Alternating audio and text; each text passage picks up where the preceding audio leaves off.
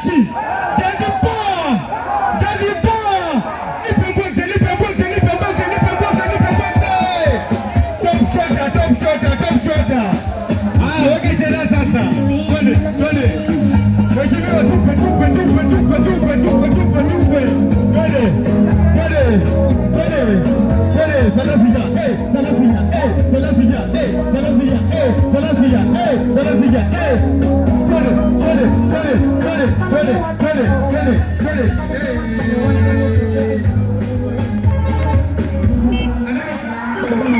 Safi, safi, safi, safi. Mlolongo fire. Vijana fire.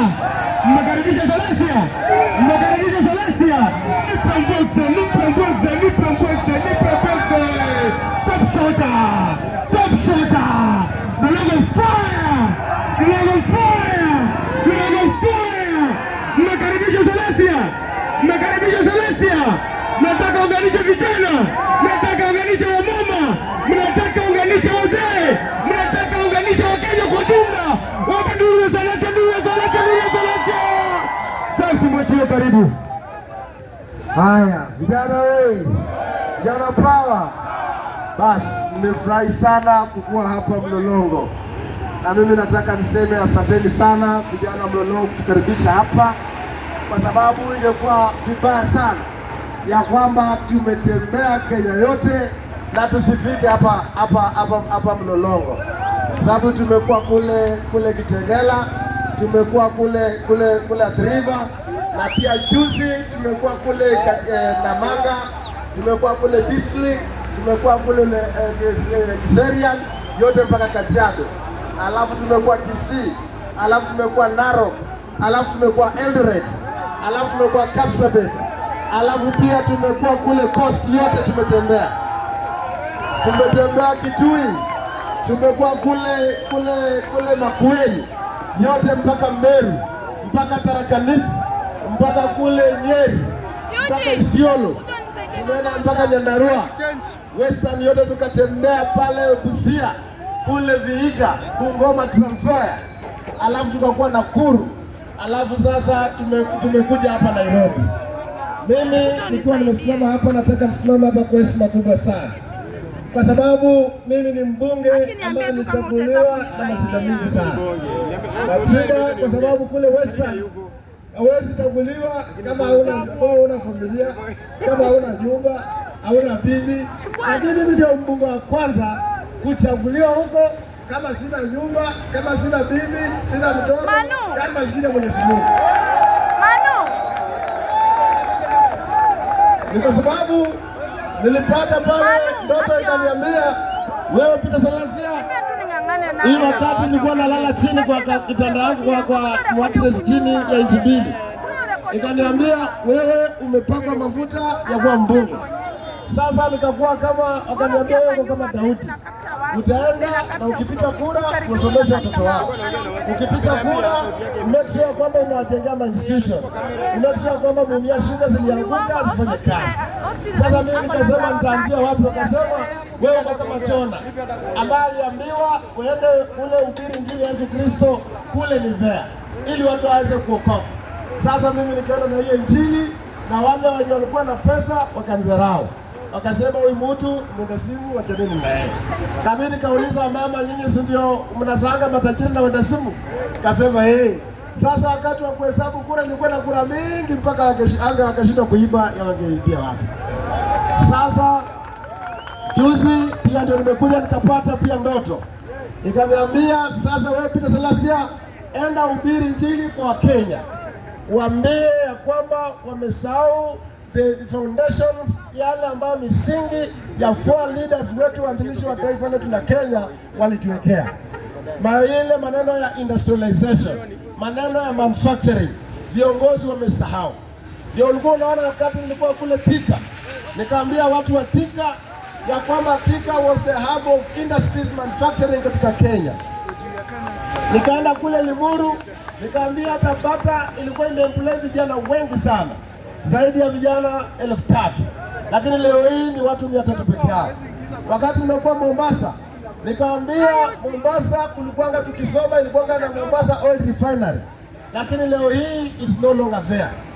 Wakati nimekuwa kule Mwea Irrigation Scheme kule Kirinyaga, nikaambia hii Mwea Irrigation ilianzishwa na viongozi wetu waanzilishi wa taifa la Kenya, lakini leo hii hakuna any other irrigation scheme apart ya Mwea ambayo iko pale. Ikaonekana viongozi wetu walisahau. Nikakuwa kule Rift Valley, nikakuwa kule Bomet, nikawaambia mkumbuke Moi alituanzia Moi Tea Zone ambayo ziko katika Rift Valley yote, because akafanya na maintain Kenya ikajulikana is an agricultural country. Lakini sasa viongozi wetu wa sasa wamesahau ile misingi, kwa sababu ukikumbuka mama alikuwa anatembea na mdeti made in Kenya, kila kitu suti made in Kenya. Kulikuwa na KCC gani kakuwa Bungoma, nikaambia nilikuwa na Kitinda, zote zilianguka, Malakisi ya kutengeneza zote zilianguka. Sasa hiyo yote ikaniambia turudi pale ambapo kwa Kenya ambayo ilikuwa inataka, kwa sababu sasa saa hii unapata vijana wetu wengi wanateseka wakiwa kule Lebanon, wanaenda kule kufanya wasichana wetu kufanya mambo ya umeji kule Saudia. Sasa nikajiuliza, for how long shall we continue like that? Hiyo ndio imefanya mimi nianzishe ile vuguvugu, ili ya kwamba sisi vijana mara hii pia Kenya ikuwe kama nchi ya Burkina Faso, ambayo imekuwa na kijana mdogo anaitwa Ibrahim Traore. Amefanya nchi ya Burkina Faso kuheshimika, kijana wa miaka 33. Sasa hapa Kenya tunataka tukuwe na rais mdogo, na mimi nataka niulize, kwa sababu ukikuja hapa wanataka kuambia ati mtu afikishe miaka 50 ati ndio akomaa kwa rais wa Kenya. Mimi nataka niulize watu wa Mlolongo, mnataka ningoje mpaka nifike 50 ama niende saa hii? Wangapi wanasema tuende saa hizi? Kwa sababu hata ukikumbuka wakati wa Kibaki alikuja na vision 2030, lakini sasa leo hii tunakaa kwa nchi ambayo haina vision kama Kenya inaisha kesho. So we must have a country that has a vision of another 100 years, ili ya kwamba hata mtoto ambaye amezaliwa leo anajua atasoma, atapata kazi.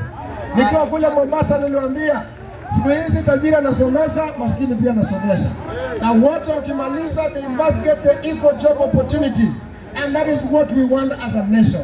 Na nikawaambia uchumi wetu ukiwa mzuri, ajue ni Mluya, ajue ni Mkalenjin, ajue wewe ni Mkikuyu, ajue ni Mkamba, when the economy is good, it's good for all of us. And that is the country that we want. As young people of this nation, we are no longer interested to know where you come from, but we want jobs and we want opportunities. Nyinyi vijana tunataka kazi. Kwa hiyo ndio umeona saa hii wameenda wanachukua vitu cheap kutoka kule China, kwa sababu wameweka bureaucracy nyingi na kufanya biashara Kenya. Ukiangalia nchi zimegrow kama Marekani, finance bill inakuanga mara moja for the entire period of the president, lakini Kenya every time finance bill. Na hii inafanya investor wanatoka Kenya, na hiyo ndio vitu tunataka tuende tunyoroshe, ili ya kwamba tulete private sectors wakwe hapa Kenya, wa employ vijana wetu. Watoto wetu wasichana wasiende kufungwa kule majela kule Saudia, wakiteswa huko katika nchi za utumwa. And we are the only people we are going to transform, kwa sababu misitu ni ile nyani ndio wanabadilisha tu, si ndio? Sasa nyinyi vijana hapa Mlolongo, nirudi nisirudi, niendelee nisiendelee, nataka kuwa na rais kijana Gen Z. Wangapi wamesema hivyo? Na hakuna kurudi nyuma, si ndio? So vijana tushikane, tupendane, na nataka vijana wenye kwa hapa Mlolongo tukue vijana ambao wanajitambua. I'm always telling my young people from my constituency, nataka niongoze vijana ambao wanajitambua. Nataka wajue wakati wa kufanya kazi, wakati wa kwenda kupiga sherehe na mambo mengine hapo na pale. Na mimi nataka hapa mechanic akiacha hapa spana, akifika hapa kesho anaipata. Mtu kama amesahau kufunga duka, akikuja asubuhi anapata mtu ajaingia pale. Nataka mtu akiacha hapa nduthi anaipata pale kesho kama iko pale. Mtu akitembea kwa hii street kuanzia kule juu mpaka chini, hakuna mtu anampiga ngeta. Si ndio vijana? Ili ya kwamba to make sure kwamba Mlolongo is 24-hour economy as we prepare for a youthful president come 2027. Tumeelewana vijana? Ama namna gani? Alafu mchana ni wakati wa kufanya kazi. Jioni ndio mnaanza kukutana kidogo, kama lazima kutafuta usingizi ndio utafute kidogo, lakini mchana tunafanya kazi. And those are the young people that I want to have as we focus to change this country going forward. Sindio? Yale! Jalapa! DJ asanteni sana, Mungu awabariki.